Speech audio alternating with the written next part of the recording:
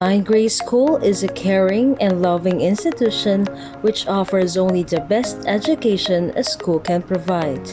Alongside, they take note of the holistic development of a child as they give a good point in enriching the students' values and skills.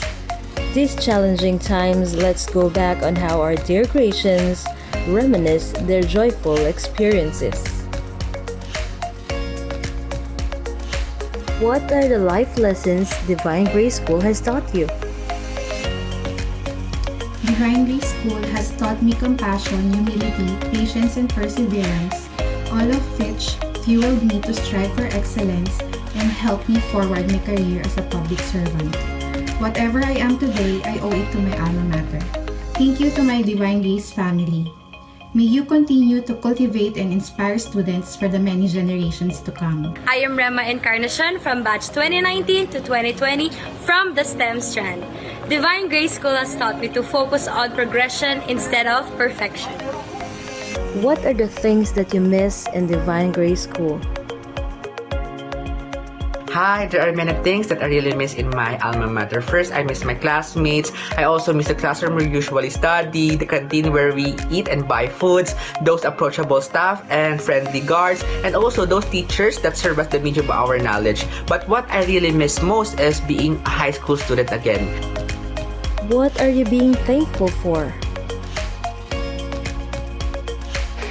I am very thankful to DGS because they made me feel like I am a part of a family and community rather than a workplace. That's why I also consider the school as my second home. My colleagues also shared with me their passions, expertise, and encouragements for me to become a better teacher. But let me clear this, that teaching is not a perfect profession.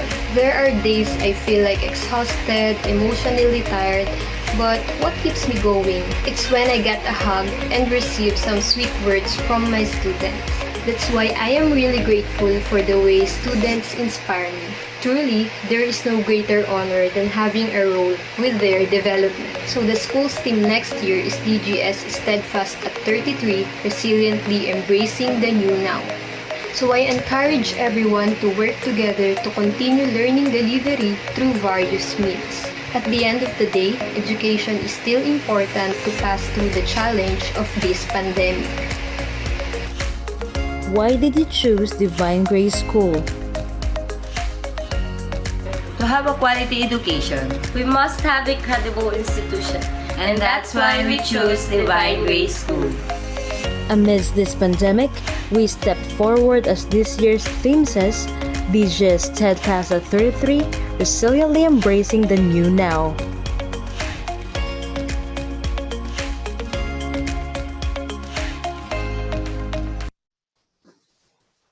Good afternoon, our dear senior high school parents, and welcome to Divine Grace School's first Parents Webinar. Allow us to express our sincerest thanks for choosing to spend an hour and a half of your time with us in this webinar. One of the challenges brought by the new normal is for us to stay connected despite the distance. And this webinar is just one of the many ways to keep strong connection with you in these challenging times. There will be more of this in the coming months, and we look forward to meeting you all virtually. Before we proceed to the highlight of this webinar, let us first feel the presence of our dear Lord, and let us all ask for His guidance and wisdom. Let us bow our heads and close our eyes.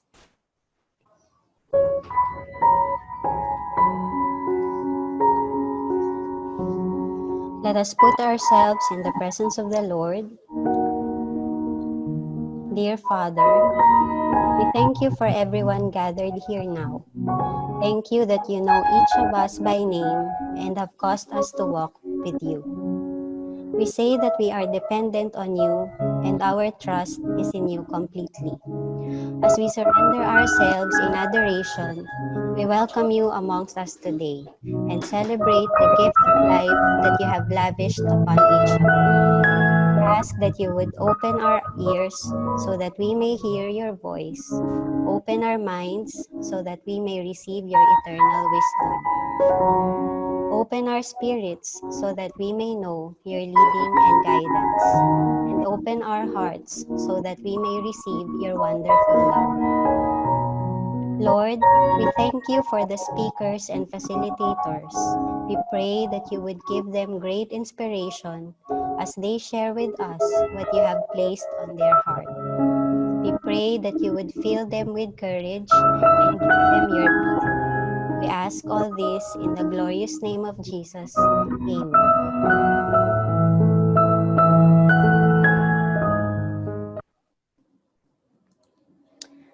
Thank you so much. Now, since this webinar is all new to us, allow me to discuss some important house rules. Yan. So may house rules tayo, parents ha. As you have noticed, your microphones are all muted. That is for us to achieve better quality audio. Video and chat features are disabled as well for us to have focus on the talk. Since this webinar aims to provide answers on the whats and hows of this academic year, you may raise your questions through the Q&A feature found on your screen. We encourage you to politely ask your questions and as much as possible, ask questions that are related to this academic year. This webinar is also recorded for documentation purposes only. Should you get disconnected, just click the link sent to your email to reconnect. Our facilitator for today is a graduate of BS Psychology at University of the East, Manila, and is currently taking up Masters in Psychology, major in Clinical Psychology at Polytechnic University of the Philippines. She is currently the OIC of the Guidance Department in Divine Grace School. We have with us today Miss Ivory R. Aliguer. She's there. Hi, Ma'am Ives.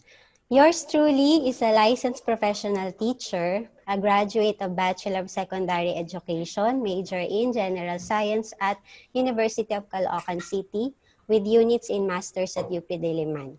I am currently taking up Masters in Educational Management at Polytechnic University of the Philippines and currently works as the Assistant Principal of Divine Grace School. I am Ms. Cristel P. Arceo, your moderator for today. Our speaker this afternoon graduated as cum laude at Pangasinan State University with a degree of Bachelor in Elementary Education and with units in Language Education at University of the Philippines, Diliman. She finished her graduate studies at Polytechnic University of the Philippines with a degree Masters in Educational Management.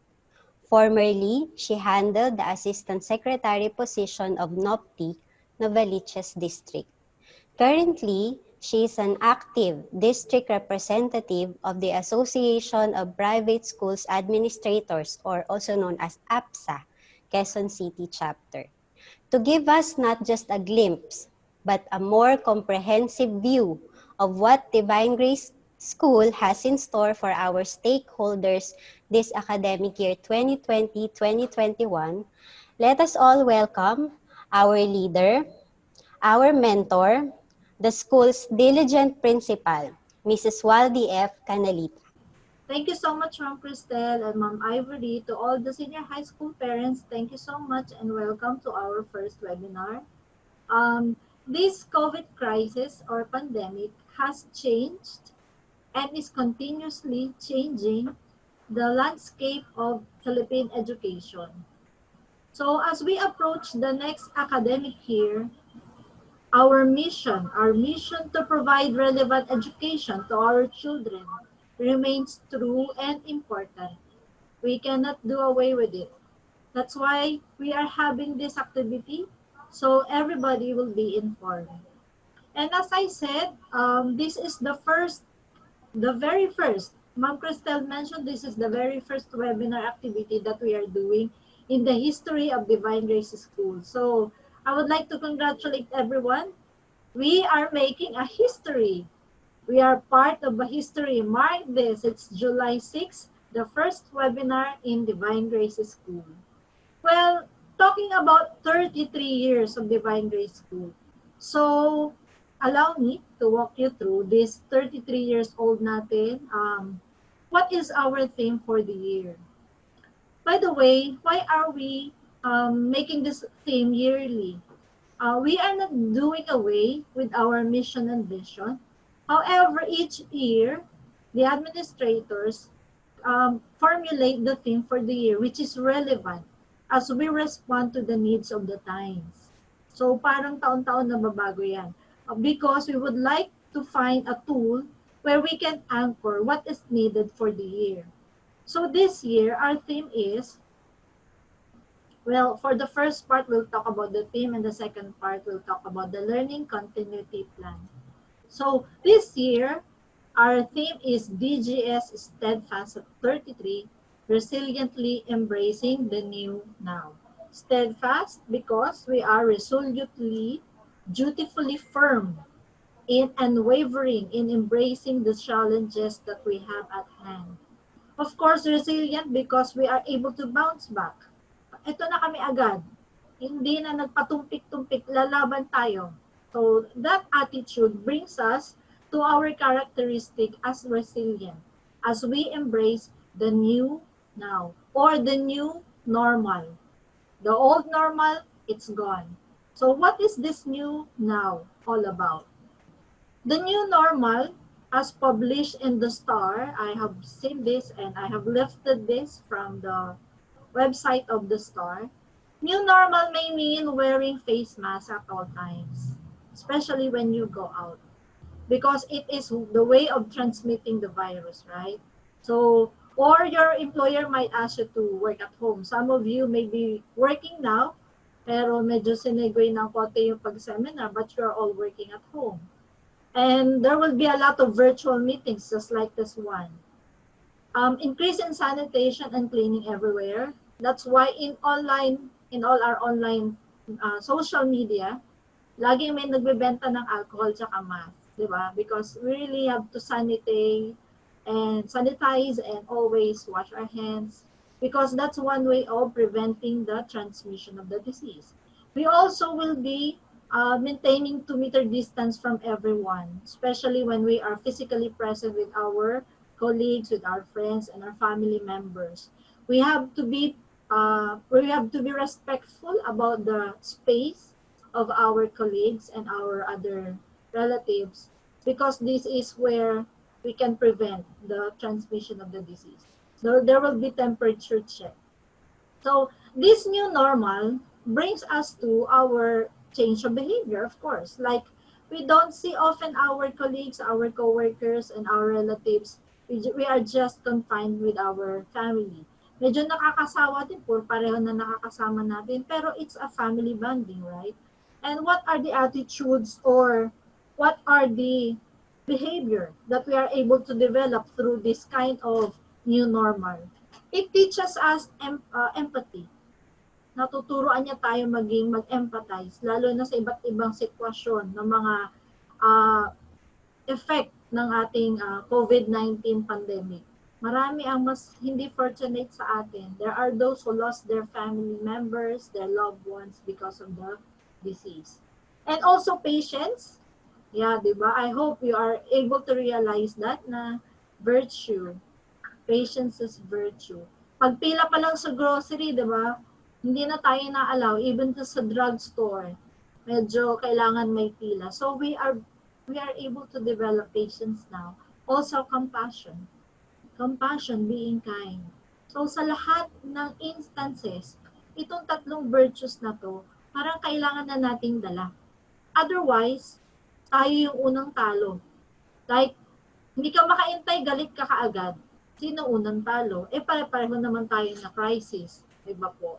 So, with this new normal, these three virtues are important. As eto na tayo, we go distance learning with our schools because we cannot send our students physically together. All right? This brings us now to our theme. Ang theme natin sa taon na to, tayong lahat po ito, hindi lang si teacher, hindi lang si principal, hindi po si students lang, lahat kahit na mga magulang, we wish that you embrace this one so that we can put it in our character. Yung DGS is steadfast at 33, resiliently embracing the new now. Diba kailangan naman natin talagang harapin ito. Together, haharapin natin. Alright. So, before natin puntahan yung sa ibang topics natin, allow me to walk you through dun sa pinagdaanan natin. No? Mabilis lang ito. March 7, yan yung first confirmed case ng transmission. March 9, na-stop na yung classes. Hindi natin na-realize. That's a Monday. Hindi natin na-realize. Last day na palang pasukan yun. Ang dami-dami pa dapat gagawin. March 13, all the faculty members and teachers, last na day na nilang nag-report. And March 16 to April 30, start na ng ating lockdown. So even during holidays, lahat naman tayo nasa lockdown pa. During the Holy Week, walang nag-practice ng ating mga religious practices. And April 20 to 30, all other administrators and teachers are working at home. So continuous pa rin yung aming communication through chat and messaging and texting, SMS, for all the closing out activities and also part of planning. At this point, by April 20 to 30, may DGS task force na nabuo, ang Board of Trustees. This task force is still composed of the administrators in school, pero iba yung task. Kailangan mayroong mag-respond sa crisis. How do we address this? Yan.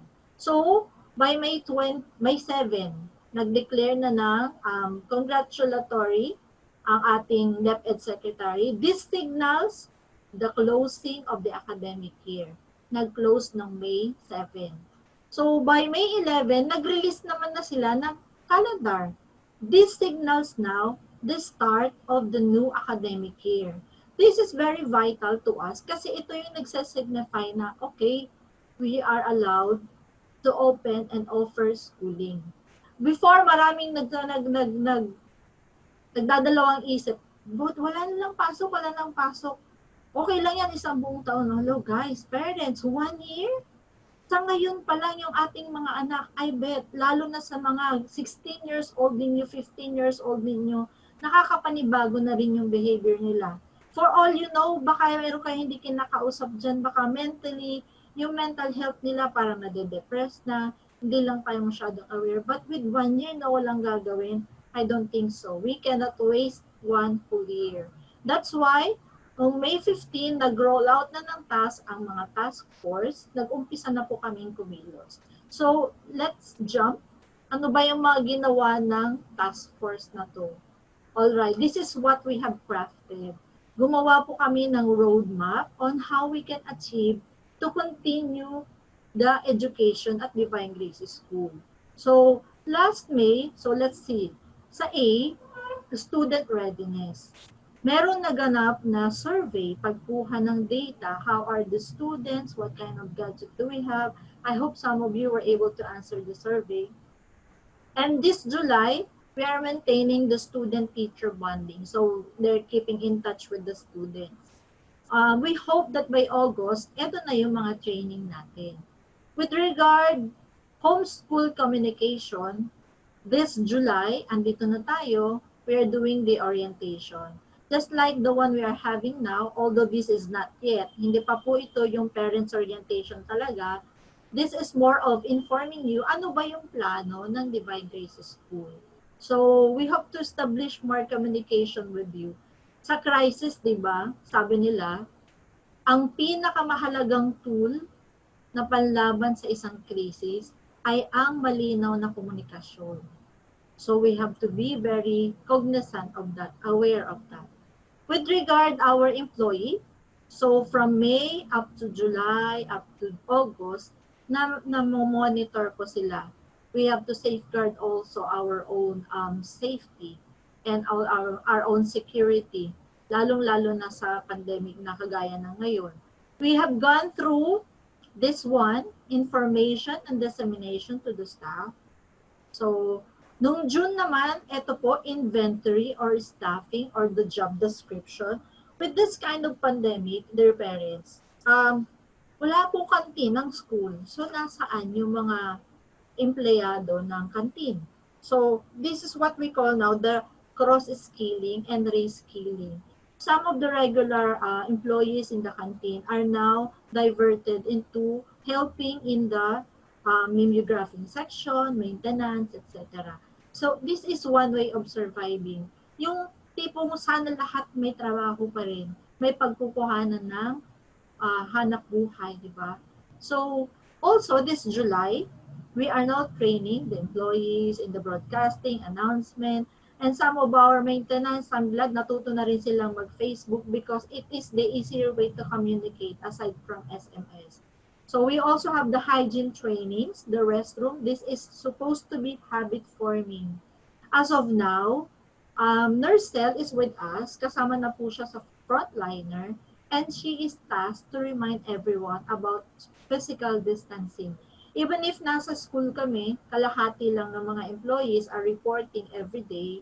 So on shifting, Nurse Cell is always reminding us, aside from those you have seen in our Facebook that we have published, sa social media, the measures that we have done, may lababo, may spray, may thermometer or thermal scanner, mayroong stamp mat, mayroong alcohol everywhere, may shield sa lahat ng mga tables, and all of those measures that we have started, still, we need to be reminded and the habit should be formed. The same is true, we hope that you will be doing also with your children. So, this is with regard the employees. Now read about the safety and security.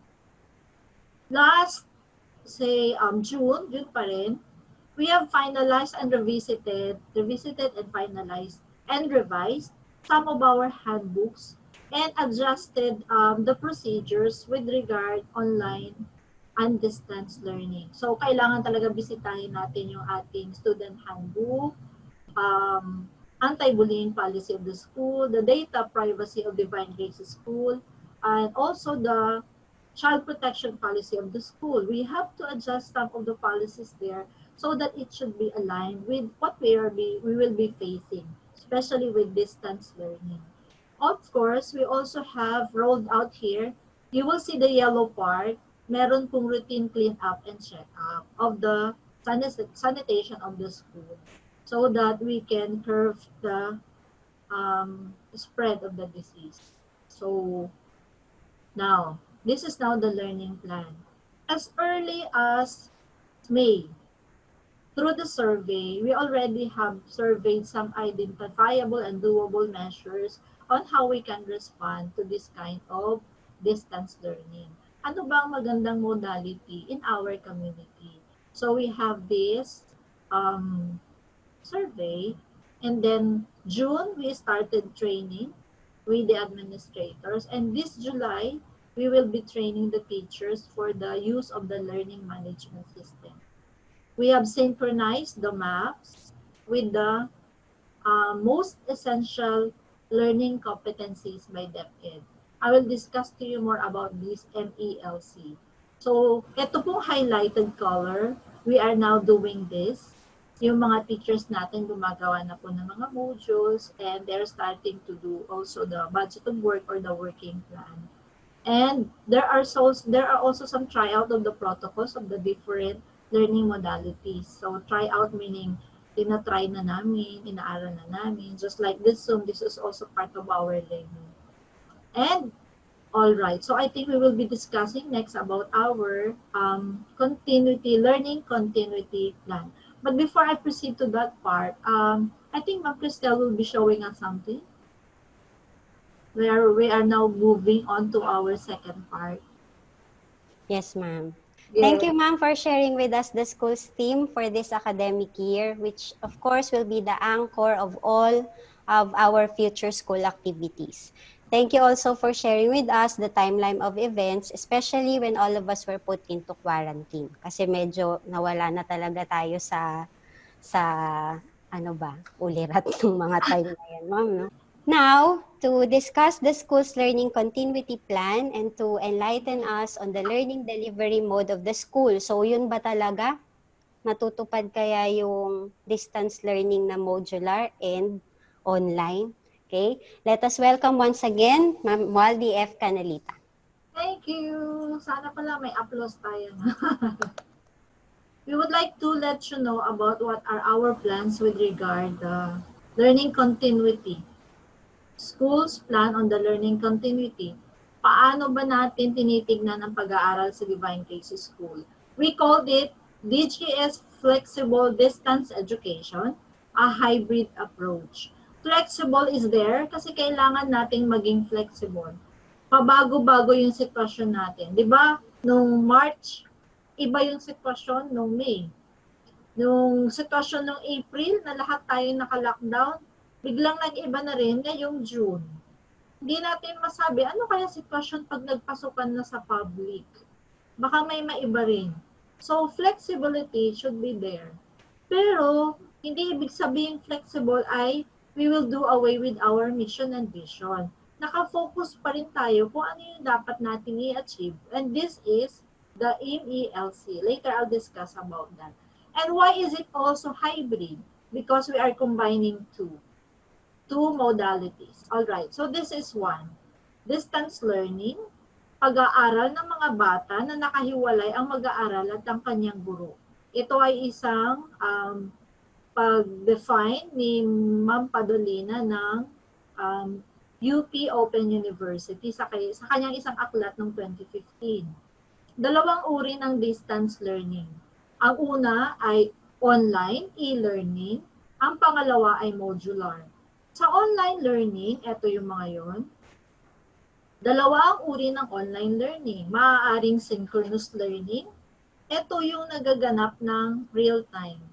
So, ibig sabihin, sabay-sabay na naka-online yung mga bata at nag-uusap. Maaaring nasa isang classroom sila. Kung ita-translate natin ito sa Facebook, it could be like you're in a chat room. That's synchronous. When you are chatting in a chat room, you are communicating with your friends, that's synchronous. Asynchronous naman is you are working online, but you are not communicating with your friends real time. Real time, yung at the moment. So, nag-aaral ka on your own. Like, nag-view ka ng video ng sarili mo, nag-answer ka ng mga worksheets online sa learning management system ng sarili mo, that's asynchronous.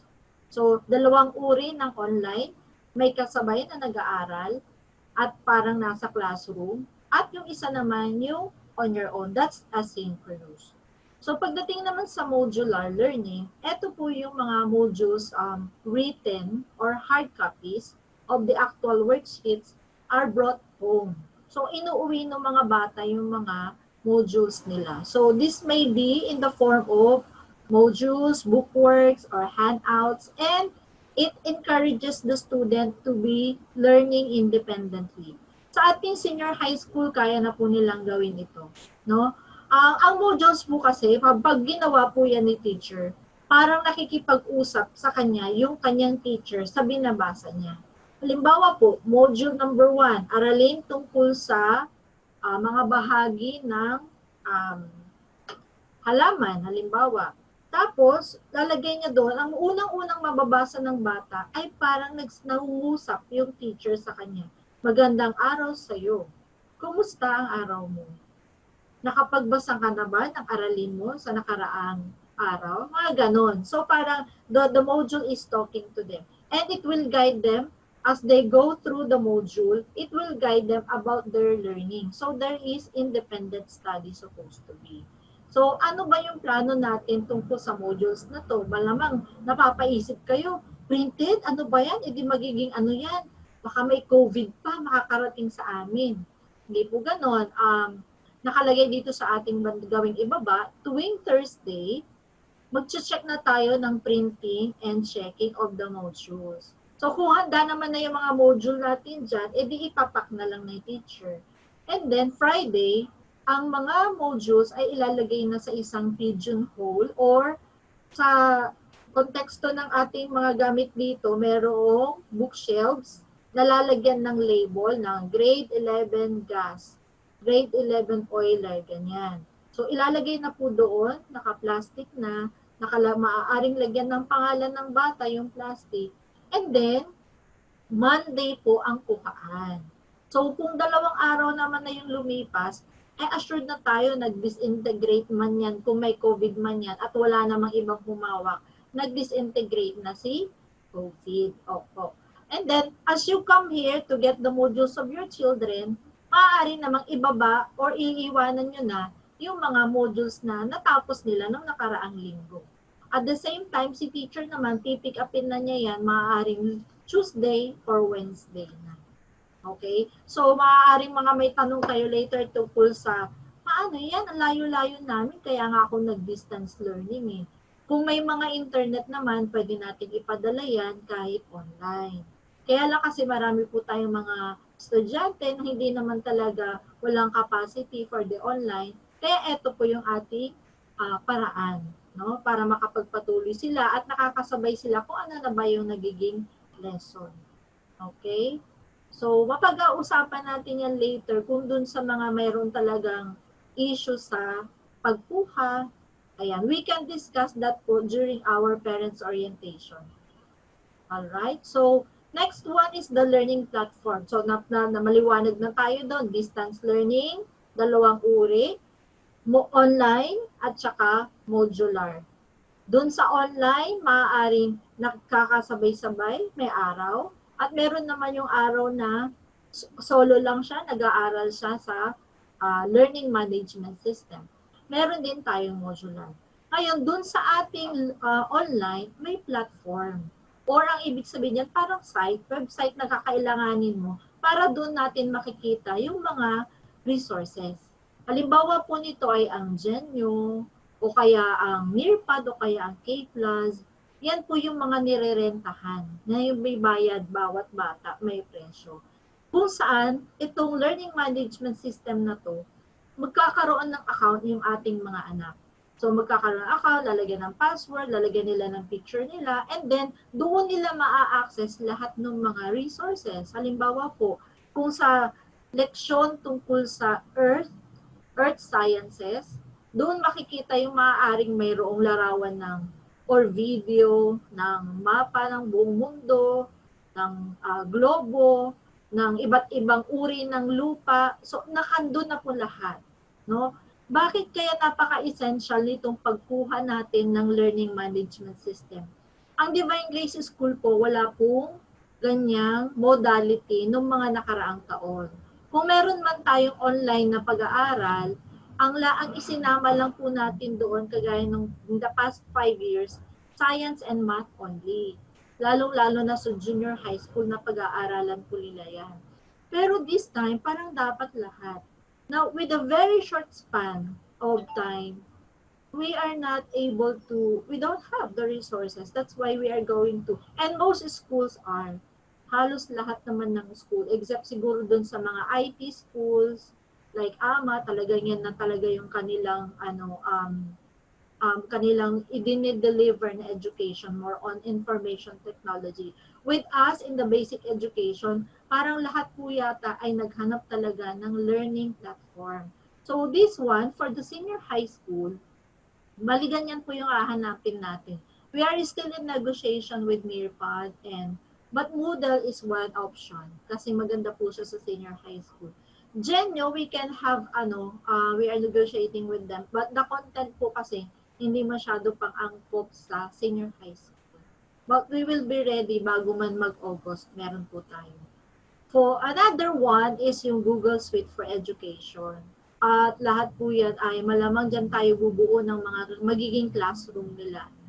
We are already studying the interface of that, kung paano aralin. Ako mismo, na-try ko nang gumawa ng aking classroom at ang aking mga estudyante ay ang mga fellow administrators ko sila, Ma'am Cristel. And it's easy to use. I believe the public schools, they're also using this one.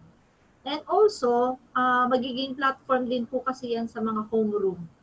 Halimbawa, mag-meet si teacher na hindi naman class yung pag-uusapan or subject, kundi ang homeroom. So, pwede nilang gagamitin itong platform na to. And other video conferencing app like this Zoom and Google Meet and many others. So, to substantiate yung dalawang nauna na natin na learning app, your learning management system at saka yung sa Google Suite, dalawa po yan na pinaka-basic. Bakit po dalawa lang? para po hindi tayo masyadong malito. Kasi meron kayong memorizing na, ang bata ay memorizing na email niya sa Zoom at password. Email niya sa Google at password. Sa Genyo, mayroon din siya ulit magiging account, may email siya doon at may username at may password. So, sa pinipresent ko sa inyo ngayon, parang 3 pa lang yun na pag-uusapan natin. Baka mapapadami pa yan. No? So, let's move on. What are the minimum, most essential learning competencies na sinasabi ko? In the past 2 years, ang DepEd ay talagang bumubuo na ng MELC. Pinipili lang nila kung ano yung mga nararapat na competencies o yung mga task o yung mga characteristics ng bata na dapat natututunan niya. Halimbawa, ang isang senior high school ay dapat nakakagawa ng sarili niyang essay. So, nai-express niya yung kanyang gustong sabihin through essay. So, isa yan ng mga competencies na sinasabi. Ngayon, ang DepEd ay gumawa na at pinili niya yung nauna na ng mga listahan ng competencies. Pinili lang po ngayon yung most essential. Kasi, sa sitwasyon natin, na kami mga guro ay hindi namin nalalapitan yung mga anak natin, medyo may limit. Kaya po may binawasan. Pero yung pinaka-essential ay inilagay. Kagaya nung nakalimbawa ko, ang isang senior high school student ay may kapasidad dapat pagkatapos niyang mag-graduate ng grade 12 na makapagsulat ng essay. Essay niya, nasasabi niya yung nasaloobin niya at maaaring nakaka-persuade siya. Nakaka-persuade meaning nakaka-convince. Itong mga competencies na to, kakailanganin niya yan kapag graduate niya or kapag nagnegosyo siya. Paano kung ang pinili niyang kanyang career ay mag-vlog or kaya influencer o kaya ay mag-maintain ng isang website? These are the skills that they need. Di ba? Yung mga ganon. So, most essential, ibig sabihin, ba't pinakonti? Pinakonti pero essential. We can still function, we can still, pwede pa tayong makipag-kompetensya sa ibang mga nasyon kung ganito yung ating mga competencies. So, ito po yung focus ng DepEd ngayon. Now, with our curriculum maps, we have already formulated this one. Pinag-merge po yan, pinag-synchronize, so that the character of Divine Grace School is still there. So, yung soul ng education ng Divine ay nakapaloob dun sa ating curriculum map at pinagsama dun sa ating MELC, kaya magiging yun ang magiging curricular content ng ating pag-aaral. So with that, ito na ngayon yung sample schedule ng ating mga senior high school students sa araw-araw. Tignan nyo po, from 6 ng umaga, nangingialam na kami. Pinapansin na namin yung schedule nila. Para, ano ba pakialam nyo dyan alas 6? Of course, because preparation yun. Magga-guidean na tayong dalawa.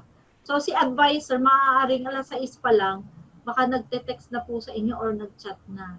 O kaya yung text blast natin dito, magte-text na, wake up call, Gracians, gumising na, mga ganyan. So, kayo po, on your part, gigisingin nyo sila, mag-exercise. We will provide you with this through the guidance program, na meron silang ma-exercise, maaaring may flag ceremony, and then, 7:30 to 8, they are communicating with their advisors already during their RHGP time using the learning management system. And by 8 to 10, eto na, may formal lesson na online. Maaaring ginagamit na yung learning management system natin at maaari din itong synchronous, yung sabay-sabay, or asynchronous, yung nagsusolo muna siya. Ganyan. May araw na posibleng ganon, may araw na hindi ganon. So, and then by 10 to 11, magbabasa siya. And then 11 to 12, life skills or do-it-yourself time. Dito na yung pagpuproduce nila ng kanilang mga output. Halimbawa, bakit life skills? Because what they will do, karamihan po ng mga hihingin nating output ng ating mga anak ay medyo home-based. Authentic ang tawag doon. Authentic, yung naa-apply agad. Practical agad, nagagamit. Halimbawa po, ang output ni teacher sa kanila ay help in cooking. O, tamang-tama, dyan na siya papasok. Di ba, mommies and daddies? Mabibigyan nyo ng opportunity yung mga anak natin. Ito pala yung schedule mo, tamang-tama. eto, tutulong ka na sa pagsasaing. O, di ba po? And of course, lunchtime ng 12 to 1, that's quite long. Medyo makakatulog po sila, pero we'll give them the rest. And then 1 to 3, start ulit. And then 3 to 4, yung working on their outputs again. 4 to 5, authentic tasks, yun yung household related. And personal management time, 5 to 7, we encourage you to have personal time with them, prayer, meditation, or mindfulness exercises. And I believe sa mga working naman, I hope na at this time you are also free. Except those sa mga ano po, ng mga BPO siguro, we'll do some management. Dinner together and then study time ulit sila. So you will see from 9 to 6 the following day, mahaba-haba naman yung tulog. But guys, parents po sana sa mga panahon ngayon, with you knowing this already, parang start na natin sila sa routine na huwag tulog maghapon, matulog na lang sa gabi. Kasi ang napansin ko po, experience ko, meron din akong anak eh. Tulog sa umaga, gising sa gabi. Kasi sa gabi nag-games. Okay? Pero sana hindi na ganun. Turuan na natin sila na mag-establish ng routine as early as now. So, these are their possible weekly schedule. For week 2, maaaring na-meet nila ang 4 na teacher nila na naka-synchronous class. Meaning yung naka-online together with their classmates. Okay, pero hindi ibig sabihin po na nakikita ninyo na may time na synchronous, may time na asynchronous. Hindi ibig sabihin na hindi na visible si teacher. Ang requirement, dapat si teacher, dapat si advisor, araw-araw nakaka-communicate sa bata. Kasi yun ang natin ni coaching.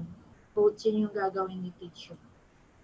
So these are the subjects of the grade 11 for first semester. Hanggang po ito, around December. Wala pa silang contextualized subjects. Ang lahat ng grade 11, gas, fumes, ABM, and STEM ay halos pare-pareho pa po yung subject. Okay? So by second sem yan, medyo magkakaiba na sila. Ito po, meron na silang specialized subject. Ang gas, meron ng Philippine politics.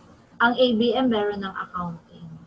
Okay? So grade 12 naman, ito yung subjects nila. You will see there na meron na rin silang creative writing and research in daily life too. Okay, for the second semester naman to. Alright, eto na mga next na tanong. Mga tatanong, paano nyo kami gigradean? Paano na po magigradean yung mga anak namin? Through their performance task. So ano ba ang performance task? Ang performance task ay yung mga ginagawa ng anak natin na sumasagot sa tanong na what can the students do with what they have learned? Ano ang kaya ng batang gawin nung matutunan niya sa creative writing? Creative writing yun. So, dapat nakakasulat siya, di ba po? Okay. So, disaster preparedness, halimbawa yung subject. May natutunan siya. Pero kailangan may magawa siya. So, it's performance. May ipe-perform. Kaya po siguro nagtataka kayo marami, Papa, yung dami niyong project. Magawa kayo, meeting kayo ng meeting. Pero ngayon wala po yun. On their own. They will do it on their own. So, magpe-perform. Yan. So, paano yan ma-assess ni teacher? Of course, since it's a performance, maaring may video, maaring may pinadala siyang output na ginawa niya, and so on. Formative naman, this would be in the form of possibly quiz.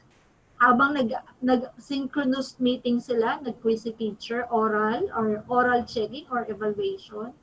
Kaya pong gawin yan yung quiz sa Google, tapos may oras lang. Pwedeng gamified. Gamified yung parang game lang. Parang naglalaro lang. Tapos merong if-flash. Parang yung sa polling system natin kanina. Isasagot sila. Ganon. And summative assessment naman po would be done quarterly. With regards to weights, we will wait for the EDS or order kung meron silang ilalabas po kasi most likely may bago. Kaya sa ngayon medyo wala pa pong binibigay. We will wait for that part. Alright. Now, dear parents, this is what I'll ask you to please monitor with our students, especially senior high school na po sila. They're nearing adulthood. Kailangan po nating ma-inculcate yung honesty. So academic honesty means demonstrating the highest integrity and honesty in all the academics activities that they do. In short, huwag nilang aangkinin yung hindi kanila. Like copy-paste, hindi po allowed yun. That's plagiarism. So they have to create their own ideas when they submit their outputs. So how do we inculcate honesty? Paano po? Umpisahan natin sa pag nag-monitor sa teacher ng daily routine at tinatanong niya kung ano na yung ginagawa niya, simple lang naman sabihin yung totoo. Diba po? That's one start. Na, ano, tapos ka na ba sa module mo? Sasagot siya, opo, yung pala hindi pa. 'Di ba? Things like that. Kapag na-monitor niyo po yun, oy, sabihin mo yung totoo, hindi mo pa nga nakikita ko, walang sulat, Yung may ganun. Let's start little para unti-unti ma-inculcate natin sa kanila. The integrity and honesty. When you know that you're saying the truth, you feel happy naman, 'di ba? And so, you become, uh, source of lahat ng mga sources mo at sabihin mo sa kanila, paniniwalaan. We become credible. Another way is constant monitoring and feedbacking on the students' output. So that would be on us and with your help lang sa monitoring. Students must also properly cite the sources of their mga sinulat. Kagaya po later on, I'll cite to you yung mga sources ng mga pinaglalagay ko dito. Saan ba galing yung MELC na yan? May distance learning, may definition, gawa-gawa lang ba ni Ma'am Wally yan? Hindi po. I'll show you later the sources. So, and also there are apps to monitor plagiarism. So, with our students senior high school, ito po yung medyo napakahalagang maituturo natin sa kanila. Because of the distance, it's hard to monitor. Now, parents, look at this. Mga parents, kita nyo po yun. No? May tao sa gitna o sa bahay. The school is there, is quite far. And sabi nung nasa gitna, maybe si daddy yan eh. No? Tatay, I will not raise my kids. Ayaw niya. Math, science, di ko na kaya. Math, science, tagal na ako nag-aaral. Ganyan. Paano ko dyan siyambulin yung tatlong bata, tatlong anak ko, and may trabaho ka ako. Ito yung challenges natin ngayon. So, we freeze. May crisis. Wow, natakot ako. Ayoko magkasakit. So, nagka-crisis tayo. Ganyan. And then we freeze, we stop. And then we resist. Nagkakaroon tayo ng isip na, ayoko talaga, hindi na kayo mag-aaral. No, sayang po yung isang buong taon. And choosing Divine Grace School also, like, pipiliin yung 16 na estudyante or 14 na estudyante, tapos online na nga, paano pa mamomonitor? Kung dun sa harapan lang, ni hindi na ma-memorize lahat ng pangalan, how much more so the distance, diba? So, I'm so glad that you chose DGS kasi what we can assure you is we will always be coaching our students. Mamomonitor po yan. Na hindi lang basta pinabayaan lang, answer lang kung ano. Alright, so, do we stop there? Hindi. Ayan. So, these are the challenges that we have to face. First, paano kung nagkaroon ng COVID-19 sa ating locality? It's good that we are not coming to school. Walang face-to-face. So, hindi masyadong problem yan sa mga bata. Issues on gadgets. Yes, that's true. Maraming tanong ninyo, ano gagamitin ko, ma'am? Ba, cellphone lang po ang meron kami. Okay, we'll check later. Delayed distribution of learning materials, we will be flexible. If we encounter this kind of problem, we will be flexible, right? As long as mapag-uusapan, as long as nagko-communicate, at sana po hindi agad-agad na nagbabash na o kaya nag-post na sa Facebook. Ano ba naman yan si teacher ganyan? Hindi pinadala yung ganito. Hindi ako sinasagot. 3 times na ako nasa crisis po tayo lahat. Kaya patience, compassion, di ba? And we will always find ways. Basta communicate. Communication is the key. Okay? 5, low compliance of students. Ayan, medyo magkakaproblema tayo, pero we will see, we will find way on how to address that. Early on naman, sa parents orientation, meron na po tayong nabuong mga protocol. Pero we will not present this here. Sa ibang forum na po yun. No? And learning environment at home, ayan, yun yung mga may struggle po kasi kailangan nyo maglagay ng space sa bata kung saan siya mag-aaral, kung saan hindi maingay, hindi siya madidisturb, at hindi siya laging uutusan. Nag-aaral, pakiabot mo nga. Iwasan nyo yun Kasi kung aral, we will respect also their learning hour. No? And then of course, we have to establish the routine. Kaya nabanggit ko na sa inyo kanina na sana mag-i-start na tayo sa routine. Okay, look at this. This is what we want to avoid. Kita nyo si mami nag-work, si daddy nag-work, o kaya halimbawa ni mami nag-uugas pa, tapos yung mga anak niya nagugulo din. Maiiwasan po yan with this. If we stick to our roles, si teacher provide the content, monitor and coach, work hand in hand with the parents, provide help desk, meaning kapag may tanong sa text, hindi kami maka-access, she will be there to answer as long as kaya niyang sagutin. And the class advisor as manager of the classroom.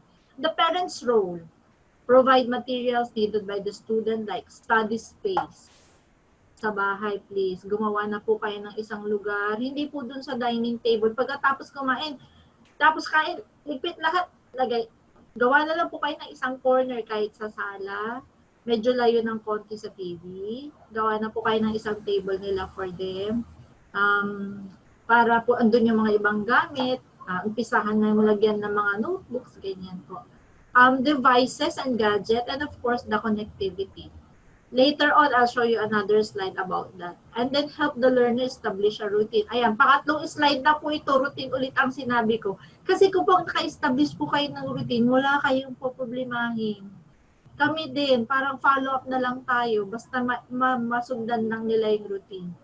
Sa ngayon, ang routine ng anak natin, gising sa umaga, tulog sa umaga, gising sa gabi, di ba? May routine.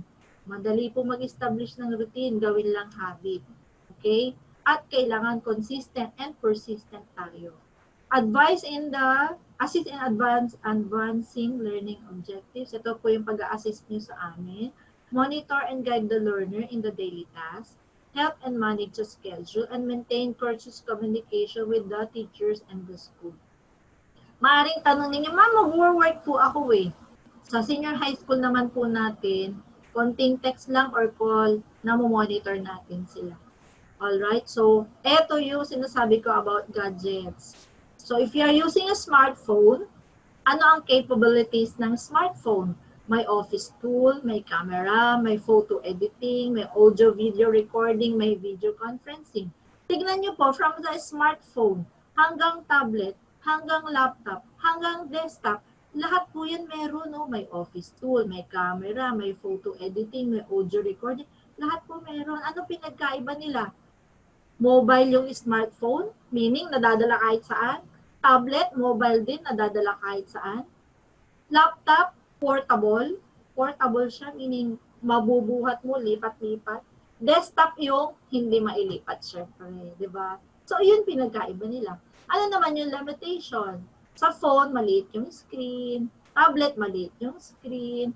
Laptop, hindi siya kasing mobile kagaya ng smartphone, like hindi siya agad na ililipat-lipat kung saan-saan. Hindi pwedeng ipatong. Bakit pag nasa CR ka, nakakapag-laptop ka ba? Di ba? Hindi.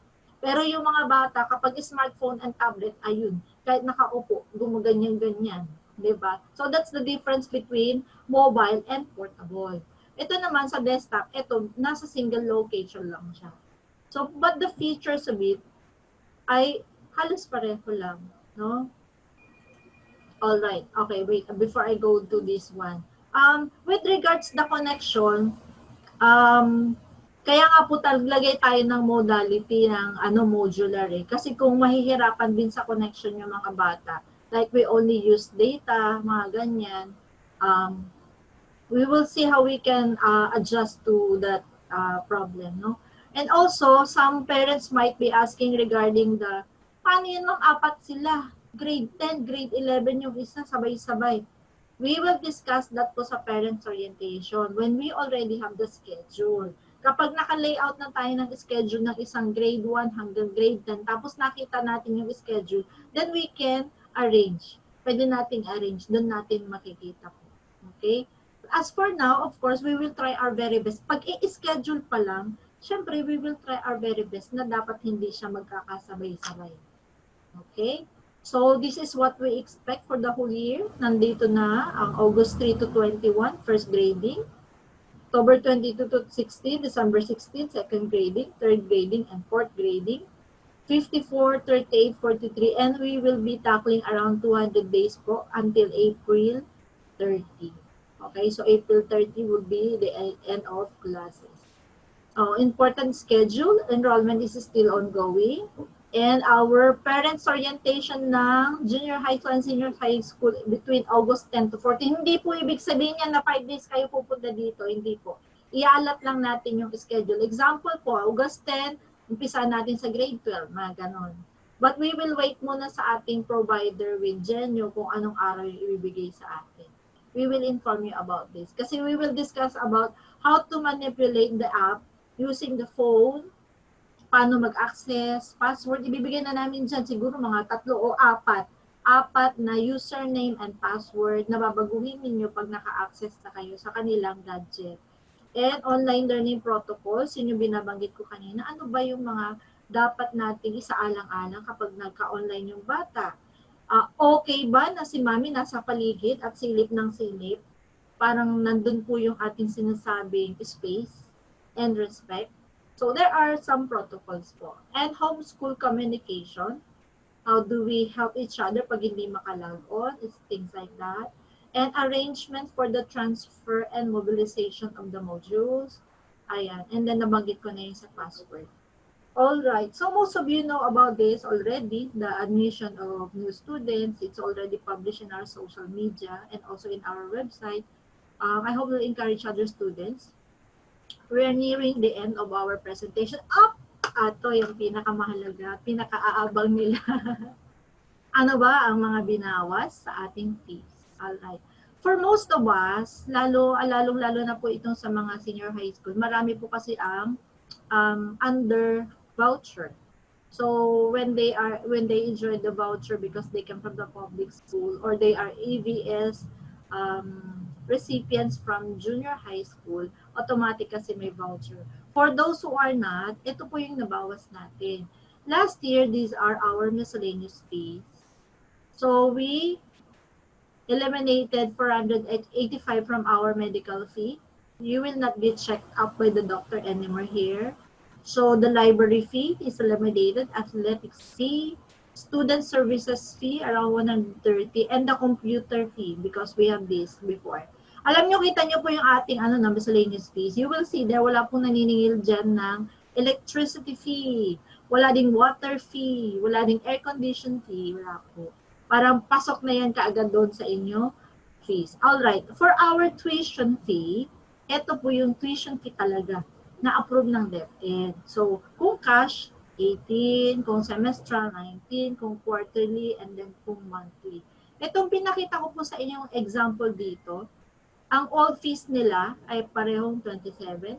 And ito yung nabawas, 4K, around 20 or 35%. And then ito yung na-adjust na fees.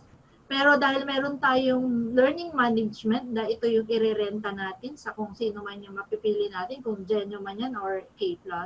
So ito po yung total na bayarin ng mga batang wala pong voucher. There, I hope it is very clear. And alam ko, you will agree with me na tama lang naman po yung mga tinanggal natin. Yung iba't hindi tinanggal because talaga namang nandyan pa kakailanganin pa natin.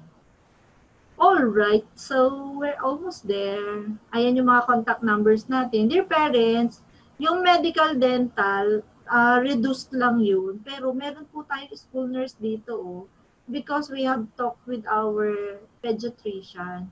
She is willing to help us with our health concerns kahit through text lang. Kaya pwede po kayo mag-text doon sa ating school nurse. Kung meron kayong mga kukonsultahin, may sipon po, ano pong masasabi ninyo, mga tipong ganon sa mga anak natin. Yun. And all the other numbers like front desk, Miss Dina, Miss Olivia regarding the books, you can contact them po. So I hope lahat sila ay nagre-reply because even this, sabi ko nga po, crisis, sa pagharap sa crisis na to, communication. Anong communication? Facebook lang? Kaya meron pa po tayo nito. Maaring sa FB, maaring sa landline, maaring sa mobile, maaring sa text ng kung sino-sinong mga staff natin. If there are among them na hindi sumasagot sa inyo, kahit isa lang, na kinulit nyo na, hindi isa, wala kayong na-receive, naku, please report. Doon kayo mag-report sa info@divineggraceschool.edu.ph. Direct ko po yan na naa-access. Nababasa ko po yan. Mag-report na kayo dyan sa info@divineggraceschool.edu.ph. Ayan. So, we're almost done. Ayan. These are the references of all those that I have presented to you. Diyan po natin makikita yung mga MVLC, response, and uses of. Naku, lahat po yan, binasa ko po 800 pages. There you go. I hope it was substantial. I'll stop share now, Ma'am Cristel. We're done. Sana may natutunan ng lahat at may enlightenment. Yeah. Yes, ma'am. Thank you so much, ma'am, for giving us a very comprehensive discussion of the school's learning continuity plan, especially for this school year 2020-2021. Now, let's now move to the last part of our webinar. We'll try to answer some of the questions, pero yun po, pwede po ninyong gamitin yung Q&A ha, because as of now, I'm only seeing one question. So let's try to answer, ma'am. This is a question from Mrs. Vivian Moring. Naka-uniform pa rin po ba ang mga students kahit online class? From the board po, fresh po ito from the Board of Trustees. Meron pong uniform, pero once a week lang. Once a week lang. And one session plus lang po siya. Hindi siya araw-araw, hindi siya buong araw din. So, halimbawa po, like, hindi ko lang po masabi kung aling class. Halimbawa po, in one class with the advisor, magkakaroon sila ng routine check-up, magkakaroon ng flag ceremony, maaaring magkaroon ng mindfulness exercises. Siguro po doon yung i-require natin na naka-uniform po sila. At least PE daw ang sabi ng ating Board of Trustees. Kakababa lang po niyan ng board, pumunta po nakausap po yung sa board kaninang umaga with regards to the uniform. Kasi if we will, you might say na, huwag na lang, nasa bahay naman. Pero yung uniform po kasi is a symbol of our belongingness. How would you say that you are a gracious if you don't have any uniform? Especially sa mga bago, no? Ano lang naman, at least uniform naman po yung sinabi nila eh. Not necessarily yung mga may vest pa. Ganun. So that when we gather, we belong. I belong kasi tatak divine ako. Yan. Part of the ID. Yan. Okay, ma'am. Thank you so much. So at least with the PE uniform, ma'am, they will still be comfortable even if they're having their classes at home. So I'm still seeing one. Sige po, yung may mga question na parents, pwede po tayong i-type. Just type your question so we'll be able to answer it before we end this webinar. This is an opportunity for us. Na-enlighten na tayo, pero para mas malinawan po tayo, pwede na nating itanong yung mga questions natin at dito po natin sasagutin. Especially yung ang concern talaga ay for senior high school department. We'll give them time, ma'am. Yes. Opo, sige, mag-question lang kayo. Dito na po yung pagkakataon ninyong Sir? Maliwanag naman po ako, Ma'am Tel, no? Yes, ma'am. Okay. One participant is raising his hand. Okay. Just use the Q&A feature. Meron po yan kahit sa mobile device. Okay. Okay, we have another question, ma'am. Yes. Mrs. Hazel Salazar. For grade 12 students, will there still be an OJT required? If not, what will be the alternative? Yes. Thank you for asking that. Oo nga pala. Kasi kakausap lang din namin about that. I forgot. With regards to immersion, we are tying up with another company. Kung hindi pa rin tayo makakapag face-to-face until next week, kasi this is very vital po eh. They have to really learn yung job. So, we want to tie up with Outbound because Word of Outbound has many connections and they can bring us to different institutions where our students can do their OJT even if they're at home. Like, kahit hindi ka makapunta dun physically, they will be welcomed through the video conferencing, and then they will be given tasks which they can do even at home. So we will be tying up kasi po even if some would say na hindi siya gaanong feasible, but we'll find way kasi our students, ako po bilang principal, ayoko pong pakawalan yung ating mga senior high school na hindi equipped.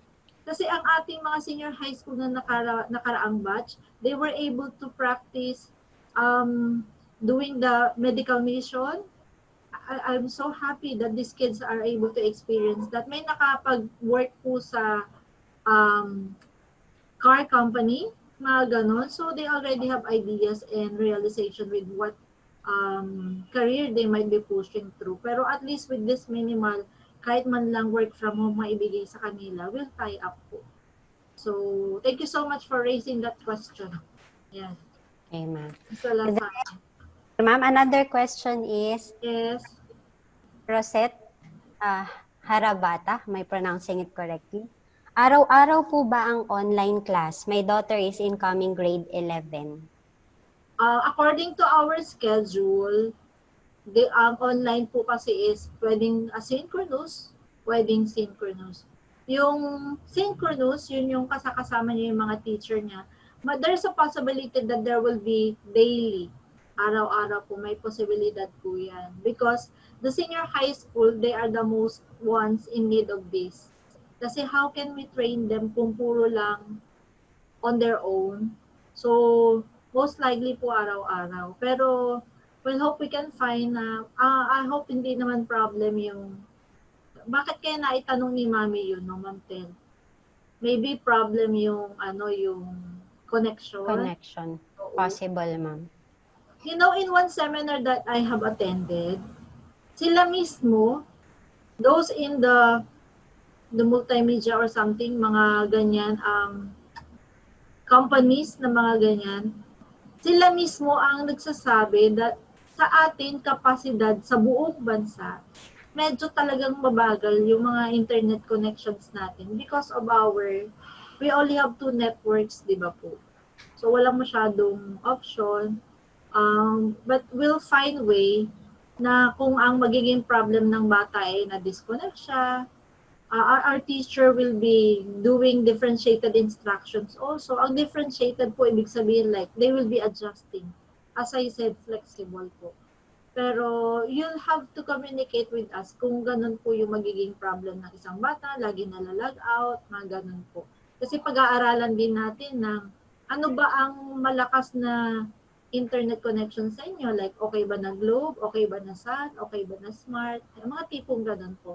Tapos, anong data ang medyo kaya naman gawin? 99 ba? Yung mga ganun po. We'll always find way.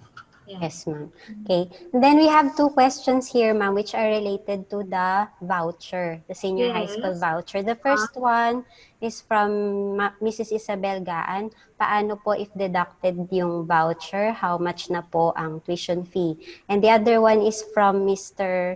Rory Henabe. How about the online vouchers from DepEd? When are we going to register the vouchers? I believe po yung sa system ng FAPE, they have opened it already and it's ending by July 15 if I'm not mistaken. Yung pag-online po doon at pag-register, it would be on you, kayo po yung gagawa nun. But if you need assistance, you can come to us here in the office and Miss Dina can help you with the registration.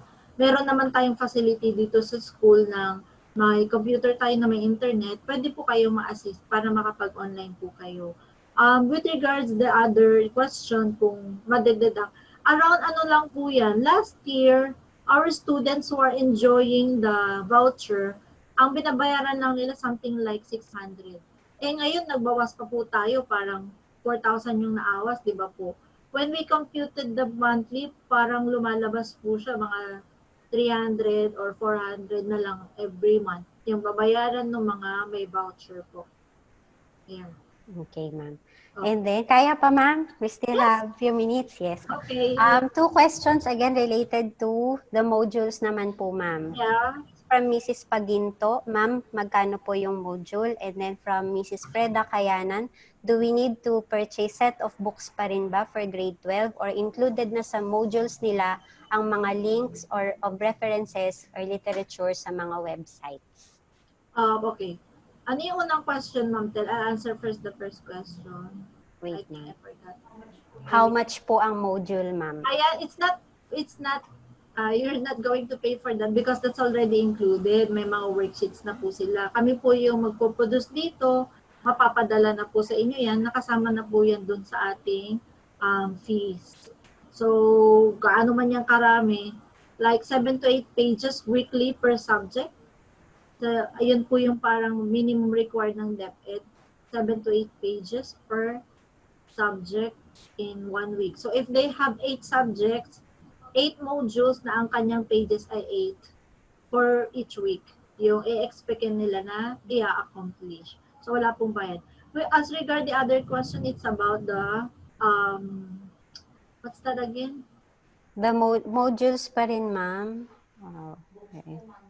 Yes po, do we need to purchase set of books pa rin ba for grade 12? As you have seen in our modular modality, yung pagsasagot po nila ng kanilang mga modules offline will cover some workbooks, some bookworks, some modules, some handouts. So, meron pa rin po silang possible na books na magagamit. Pero alam naman natin sa senior high school ay hindi naman po yan madami. Pero with our situation now that they don't get to see regularly or wala po ano.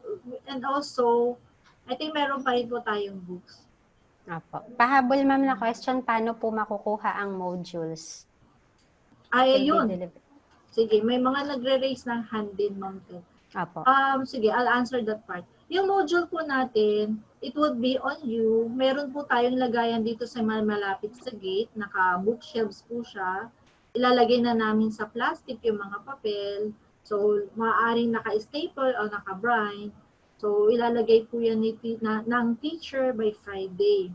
Monday po yung pupunta kayo dito to pick it up. Mondays po.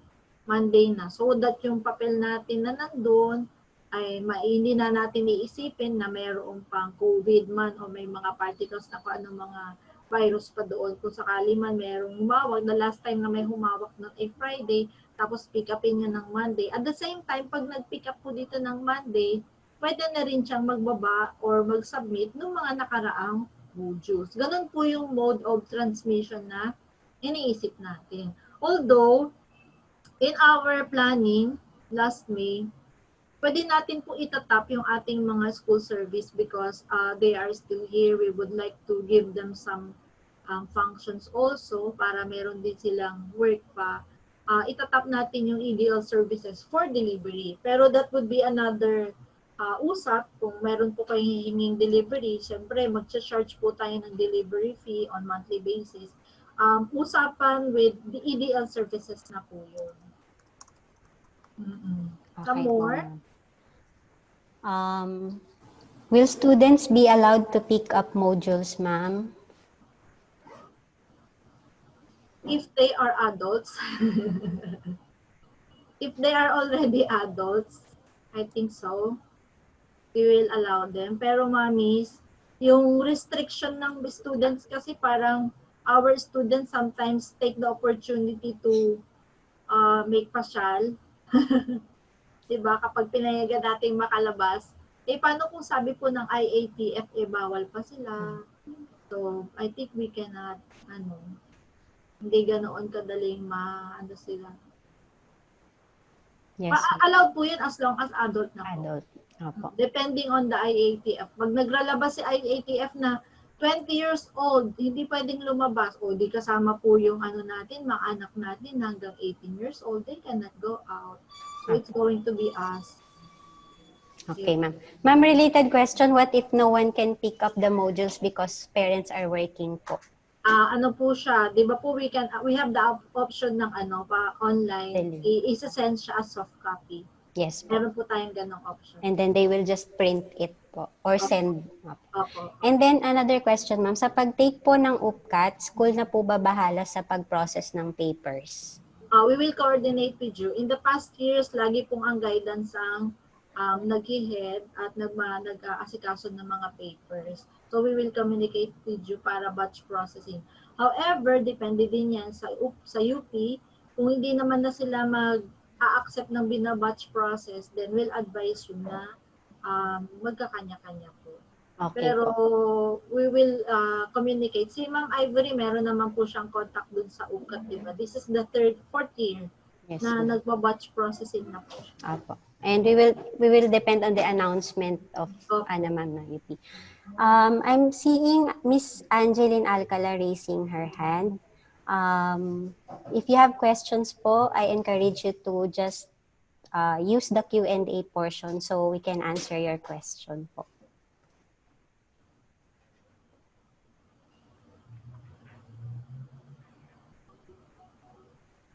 Ayan. So, unti-unti ma'am, nalilinawan naman na po. Sayang. Tanong pa po kayo. Opo, this is an opportunity for us. We have recorded this, Ma'am Tel, no? So we can upload again later. Yes, through ma'am. YouTube. Yes po. We can share with our other parents dun sa mga hindi nakapanood. Opo. Yung recorded video nito, we will upload na lang through YouTube, no? Yes, ma'am. Question from Miss Bernadette Puya. Good afternoon po. Ilan po ang magiging books for grade 11? And may available price list na po or estimated amount? Thank you po.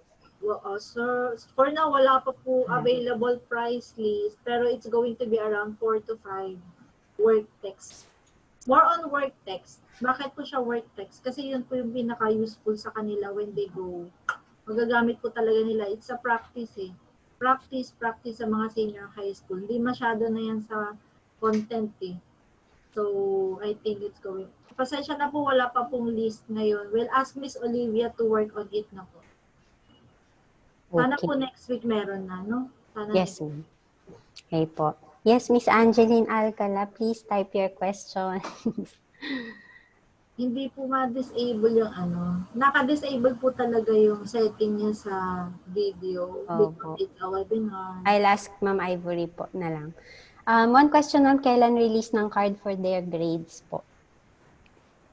They can get na po. They can request na for the pero hindi natin re-release siya online. We don't send the cards through Facebook or through email unless very necessary. So, if you really need to get a copy of the card, pwede po kayong pumunta na lang sa school. And you can text the records office dun sa number na binigay natin so you can request in advance para ma-prepare na po even before you come to school. Okay, ma'am. Ayan. Hello, Miss Angeline. Nakamute pa ba?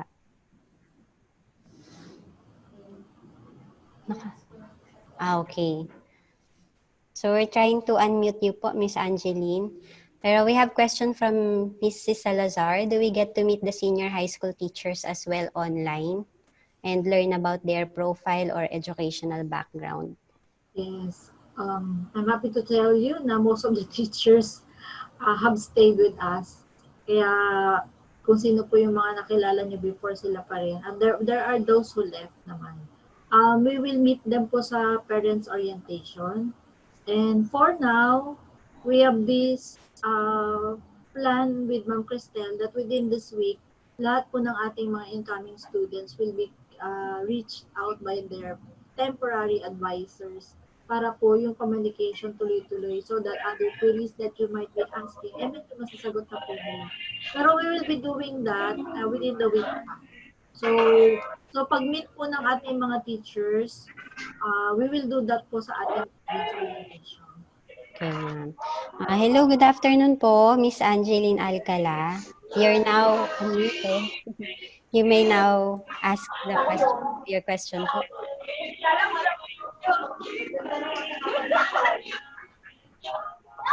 Miss Angeline.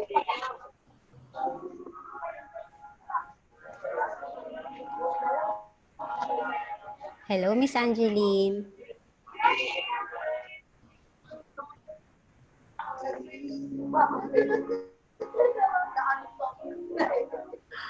Maybe she's not aware. Yes po. Sabi tayo that she's online. Yes po. So, Oo, she's not aware maybe. okay. Sige po. So, wala na pong questions, dear parents.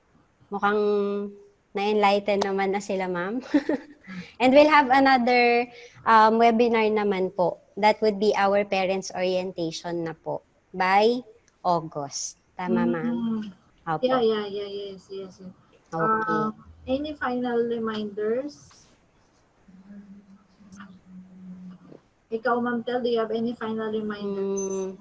Wala naman po, ma'am. Okay, so dear parents, oo. Panghuli na lang, na reminder ko po sa atin dun sa what I have told you about the routine, establishing the routine with our senior high school. They are already adults. Matatanda na po sila. Kasi almost, di ba, we cannot negate them na nga, di ba? Kung ano yung mga desisyon nila, parang nahihirapan na rin tayong babaguhin. Pero help us out at this period kung kaya na natin silang makapag-establish ng routine na sana gising sa umaga at hindi tulog sa umaga. Yung mga activities na gusto nilang gawin ay ngayon nila ginagawa. Yung routine sa pagkain, pagising ng lilinis ng katawan. Syempre po part po yun when you go to the class, hindi isa po yun sa mga protocol pala. When they go to their class, synchronous class, ay dapat nakaayos. Hindi po pwede po yung kagigising lang. Ayan, medyo refresh na din. So, what I ask from you is to establish routine with your kids and take the sample of the schedule that I have given you as your basis para po nandun na tayo sa when we open our classes ng August ay hindi na tayo mahihirapan sa pag-follow up sa kanila. And we will do just more on coaching. By the way, in the parents orientation, we will also include a bit of parenting seminar on how to handle your students or your children po when you coach them in partnership with us. Thank you so much for attending. God bless po. Yes, ma'am. Thank you po. Dear parents, I know that most of you are followers of Divine Grace School FB page. Please follow also the DGS guidance page kasi may mga questions po tayo tungkol sa senior high school voucher po, UPCAT application, lahat po yun naka-update sa ating DGS guidance page. So, pa-like and follow na lang po. Okay? So, thank you so much, dear parents, for being here today. And thank you so much, Ma'am Waldy and Ma'am Ivory for facilitating yung ating mga technicalities. And of course, for taking the time to patiently listen to what we had to discuss. We wish you all a blessed day. Let us all stay safe and healthy. Yun lang po ay sobrang blessing na, yung healthy tayo. Matapos ang pandemic, we're all alive and kicking. See you around. Thank you po. No more showing of the video? We'll play, ma'am. Yes, ma'am. Please play the video. Okay. Thank you so much. Ayan. So, ibig sabihin, ma'am, as we play the video, pwede na rin silang Yes po. Opo. But I would like to watch the video. Divine Grace School is a caring and loving institution which offers only the best education a school can provide. Alongside, they take note of the holistic development of a child as they give a good point in enriching the students' values and skills. These challenging times, let's go back on how our dear Gracians reminisce their joyful experiences. What are the life lessons Divine Grace School has taught you? Divine Grace School has taught me compassion, humility, patience, and perseverance, all of which fueled me to strive for excellence and help me forward my career as a public servant. Whatever I am today, I owe it to my alma mater. Thank you to my Divine Grace family. May you continue to cultivate and inspire students for the many generations to come. I am Rema Encarnacion from batch 2019 to 2020 from the STEM strand. Divine Grace School has taught me to focus on progression instead of perfection. What are the things that you miss in Divine Grace School? Hi, there are many things that I really miss in my alma mater. First, I miss my classmates. I also miss the classroom where we usually study, the canteen where we eat and buy foods, those approachable staff and friendly guards, and also those teachers that serve as the medium of our knowledge. But what I really miss most is being a high school student again. What are you being thankful for? I am very thankful to DGS because they made me feel like I am a part of a family and community rather than a workplace. That's why I also considered the school as my second home. My colleagues also shared with me their passions, expertise, and encouragements for me to become a better teacher. But let me clear this, that teaching is not a perfect profession. There are days I feel like exhausted, emotionally tired, but what keeps me going? It's when I get a hug and receive some sweet words from my students. That's why I am really grateful for the way students inspire me. Truly, there is no greater honor than having a role with their development. So the school's team next year is DGS Steadfast at 33, resiliently embracing the new now. So I encourage everyone to work together to continue learning delivery through various means. At the end of the day, education is still important to pass through the challenge of this pandemic. Why did you choose Divine Grace School? To have a quality education, We must have a credible institution. and that's why we choose Divine Grace School. Amidst this pandemic, we stepped forward as this year's theme says, DGS Steadfast at 33, resiliently embracing the new now. Oh, nung umpisa